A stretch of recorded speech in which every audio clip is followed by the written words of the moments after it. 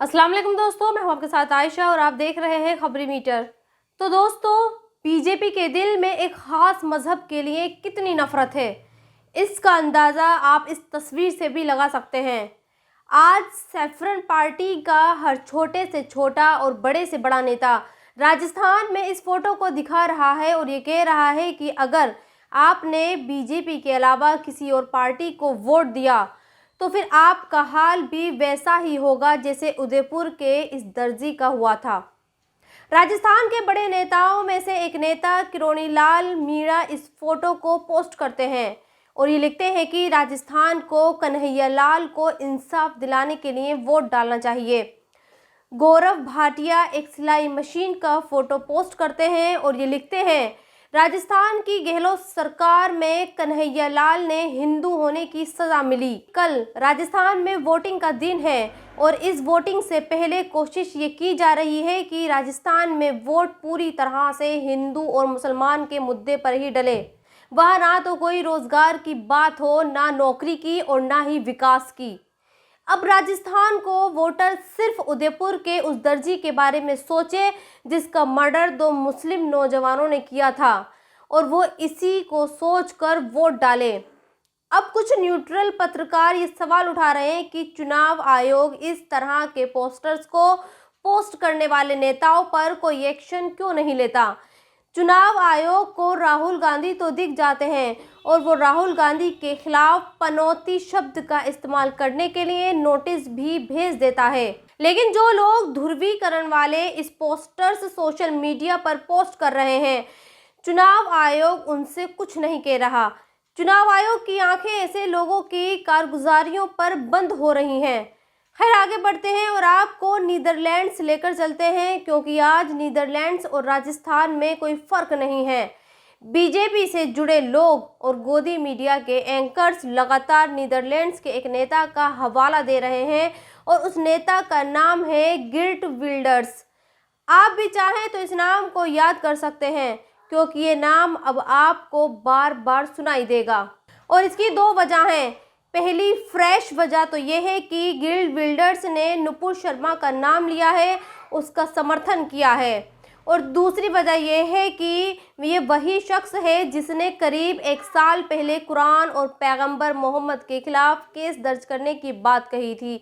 लिहाजा आप ये आसानी से समझ सकते हैं कि ये शख्स अपने देश की मेजॉरिटी के लिए कितना इम्पोर्टेंट है। इसलिए मैंने आपसे ये कहा कि आज नीदरलैंड्स और राजस्थान में कोई फर्क नहीं है। राजस्थान के इलेक्शन जीतने के लिए कन्हैया लाल का जिक्र किया जा रहा है और उधर गिर्ट ने अपने देश नीदरलैंड्स में जीतने के लिए कुरान, मोहम्मद और नुपुर शर्मा का सहारा लिया।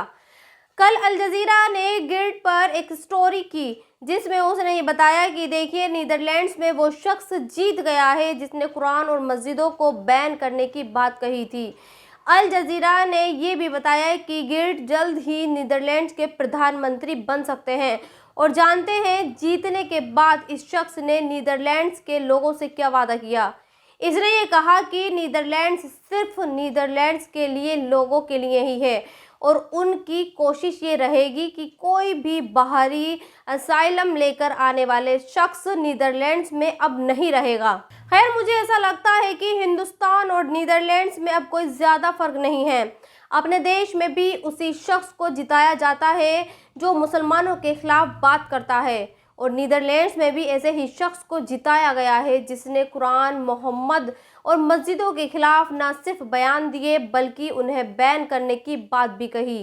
खैर, आगे बढ़ते हैं और बात करते हैं उस मर्डर की जिसकी चर्चा आज दिल्ली में जोरों पर है और जो मर्डर ये दिखाता है कि हमारे देश में जो मुस्लिम घराने हैं असल में वो अपने बच्चों को सही तालीम दे ही नहीं रहे हैं। कल दिल्ली की वेलकम कॉलोनी की एक वीडियो बहुत वायरल हुआ।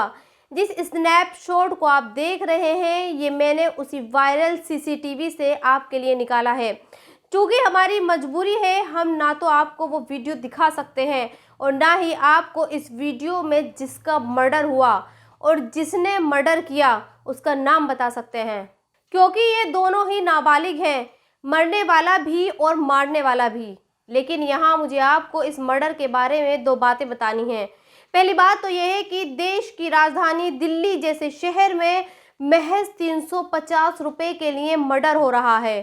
सोचिए ये कितनी बड़ी बात है कि जिस उम्र में बच्चों को स्कूल में होना चाहिए, जिस उम्र में बच्चे के हाथों में किताबें होनी चाहिए, वहाँ उसके हाथ में चाकू है और वो 350 रुपए के लिए मर्डर कर रहा है, और मर्डर भी ऐसा कि किसी की भी रूह कांप जाए। दूसरी बात यह है कि दोनों ही बच्चे एक ही मज़हब से ताल्लुक़ रखते हैं। जो मरने वाला है वो जाफराबाद का रहने वाला था और जिसने मर्डर किया वो वेलकम कॉलोनी का था। ये मर्डर रात को 11:15 बजे हुआ। सोचिए, दो बच्चे इतनी रात को घर से बाहर क्या कर रहे थे? अगर इनके माँ बाप इन्हें सही तालीम और तरबियत देते तो क्या ये इतनी रात को बाहर घूम रहे होते? यकीनन बिल्कुल भी नहीं। लेकिन आज देश में और ख़ास तौर पर दिल्ली में जितने भी मुस्लिम मोहल्ले हैं, वहाँ रातों को जमघट लगा रहता है। वहाँ मुस्लिम नौजवान रातों को घरों के बाहर ढाबेगिरी करते हैं। सोचिए, अगर मुस्लिम नौजवानों का रातों को घरों से बाहर निकलना बंद हो जाए और मुस्लिम मोहल्लों में दुकान देर रात तक ना खुलें, तो इस तरह के क्राइम यकीनन रुक सकते हैं। लेकिन ऐसा हो नहीं रहा है।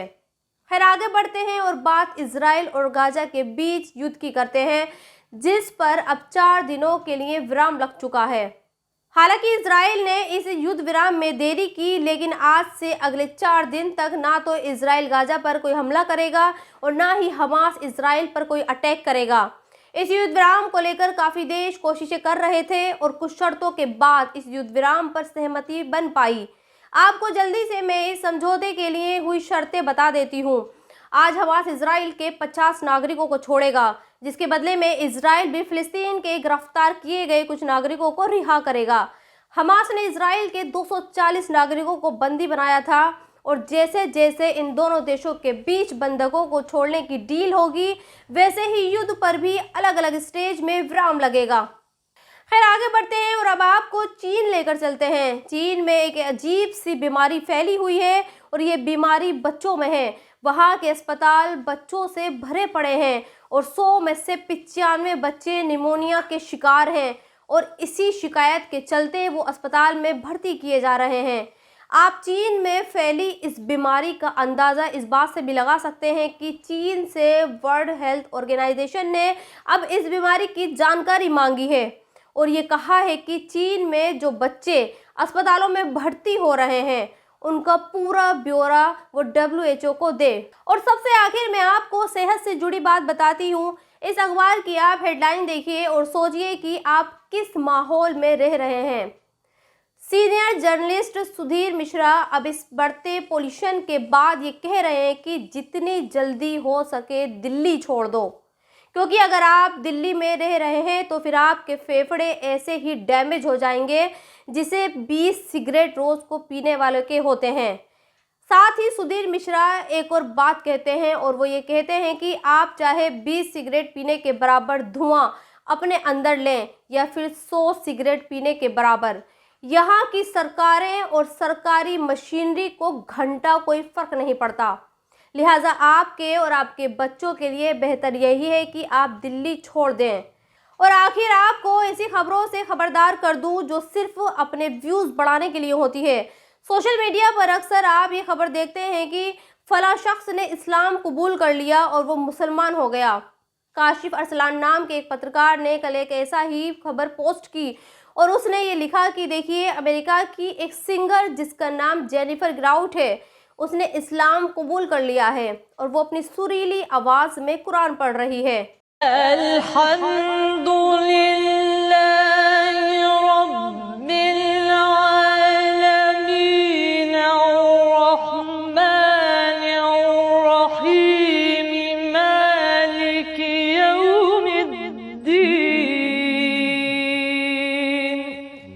जबकि इस खबर की हकीकत यह है कि ये खबर कई साल पुरानी है। साल 2014 में यह खबर आई थी कि जेनिफर ग्राउट ने इस्लाम कबूल कर लिया है और जिस वीडियो को आप देख रहे हैं ये वीडियो भी काफ़ी पुराना है। आप इस खबर की पुष्टि खुद भी कर सकते हैं। बस आपको गूगल पर जाकर जेनिफर ग्राउट और कुरान टाइप करना होगा। रिजल्ट्स आपके सामने आएंगे। हालांकि ऐसा बहुत कम लोग करते हैं और वो ऐसी खबरों को सच मान लेते हैं। तो दोस्तों इस वीडियो में इतना ही। आप भी अपनी राय कमेंट्स बॉक्स में लिखकर मुझे ज़रूर बताएं और अगर अब तक आपने मेरे चैनल को सब्सक्राइब नहीं किया है तो प्लीज़ सब्सक्राइब ज़रूर कर दें। शुक्रिया।